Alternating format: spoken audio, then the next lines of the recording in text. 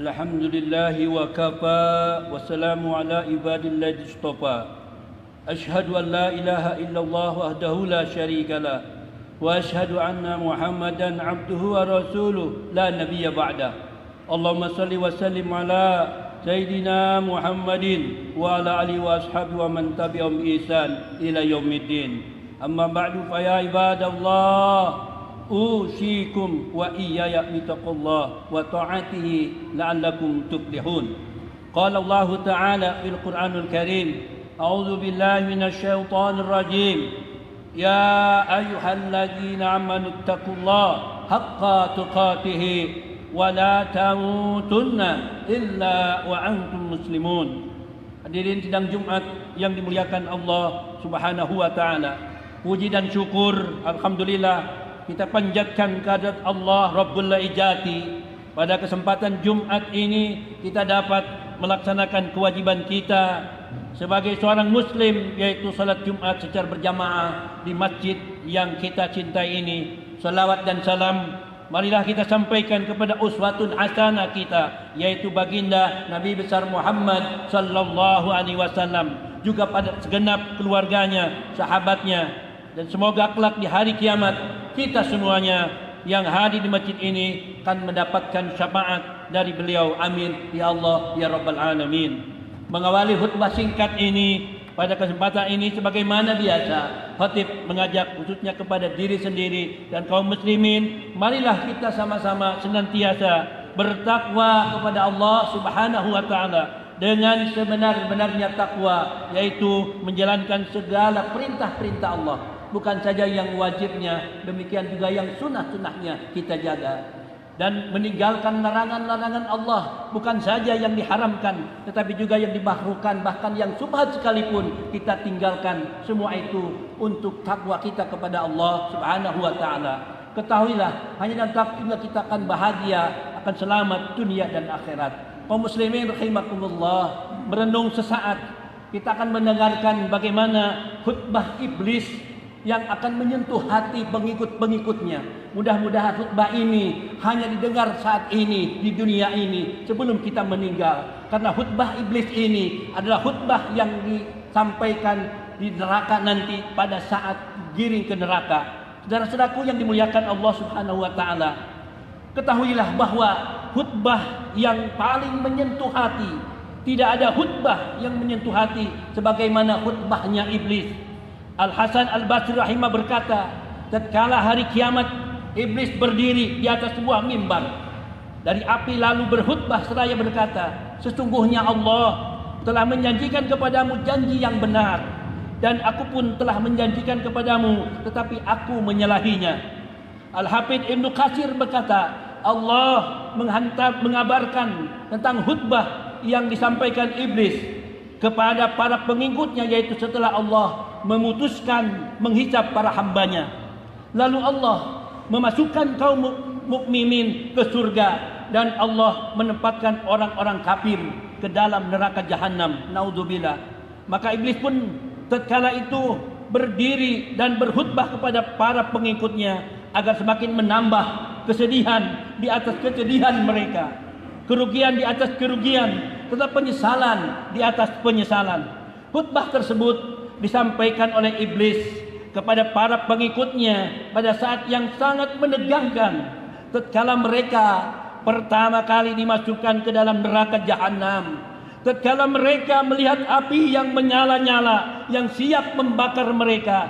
Khutbah tersebut benar-benar masuk ke dalam hati para pengikut iblis, khutbah yang mengalirkan air mata mereka, khutbah yang benar-benar telah menyadarkan mereka akan kesalahan-kesalahan mereka, khutbah yang menyadarkan mereka bahwasanya selama ini mereka hanya terperdaya oleh sang pemimpin, sang khatib iblis laknatullah alaih.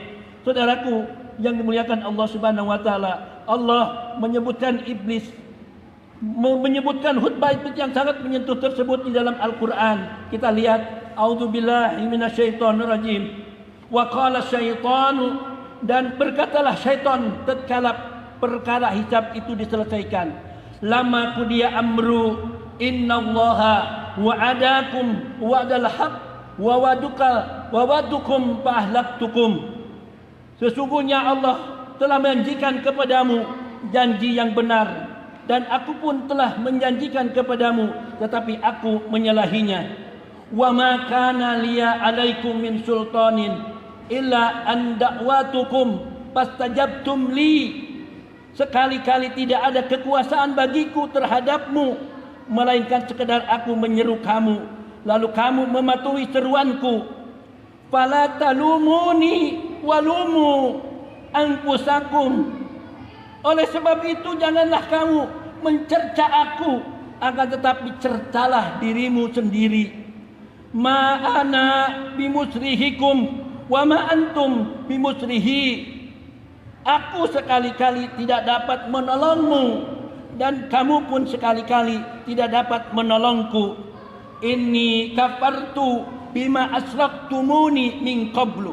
Sesungguhnya aku telah membenarkan perbuatanmu mempersekutukan aku dengan Allah sejak dahulu. Innadz zalimina lahum adzabun alim. Sesungguhnya orang-orang yang zalim itu mendapat siksaan yang pedih. Wadkhilul jannah amanu wa amilu sholihat jannatin tajri min tahtiyal anhar khalidina fiha biidzni rabbihim tatiyatun fiha salam. Dan dimasukkanlah orang-orang yang beriman dan beramal soleh ke dalam surga yang mengalir di bawahnya sungai-sungai.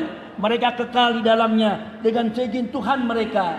Ucapkan penghormatan mereka dalam surga itu salam, salam dan salam. Saudaraku yang dimuliakan Allah Subhanahu wa taala, demikianlah khutbah Iblis tersebut.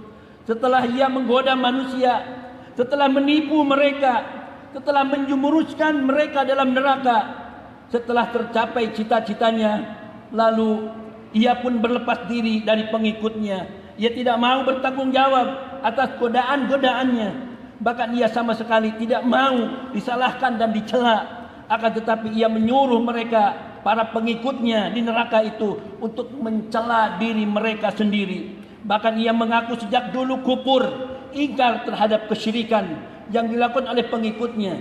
Yang lebih menjadikan para pengikutnya tersentuh, Iblis menutup khutbahnya dengan menyatakan, inna zalimina lahum adzabun alim. Sesungguhnya orang-orang zalim mendapatkan siksaan yang pedih. Lalu Iblis menyebutkan tentang kenikmatan penduduk surga, yaitu orang-orang yang tidak mau menjadi pengikut Iblis. Sungguh kehinaan, kesedihan yang tidak bisa terbayangkan dalam hati para penghinu neraka tatkala mendengar khutbah dari sang pemimpin Iblis laknatullah alaih. Semoga Allah menjaga kita dari rayuan Iblis. Jangan sampai kita termasuk dari orang-orang yang tersentuh karena khutbah Iblis ini. Jangan sampai jadi orang-orang yang tatkala di dunia tidak tersentuh oleh nasihat-nasihat yang benar.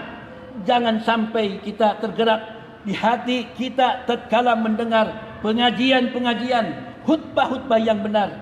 Dan jangan sampai kita hanyalah tergerak dan tersentuh tatkala mendengar khutbah Iblis. Dan jangan sampai kita mendengar khutbah Iblis ini nanti di neraka. Cukup di sini saja menjadi pelajaran buat kita, dan kita sama-sama bertaat kepada Allah Subhanahu wa taala. Semoga bermanfaat buat kita semuanya. A'udzubillahi minasyaitonirrajim. Bismillahirrahmanirrahim. Qul a'udzu birabbin nas, malikin nas, ilahin nas, min syarril waswasil khannas, alladzi yuwaswisu fi sudurin nas, minal jinnati wan nas.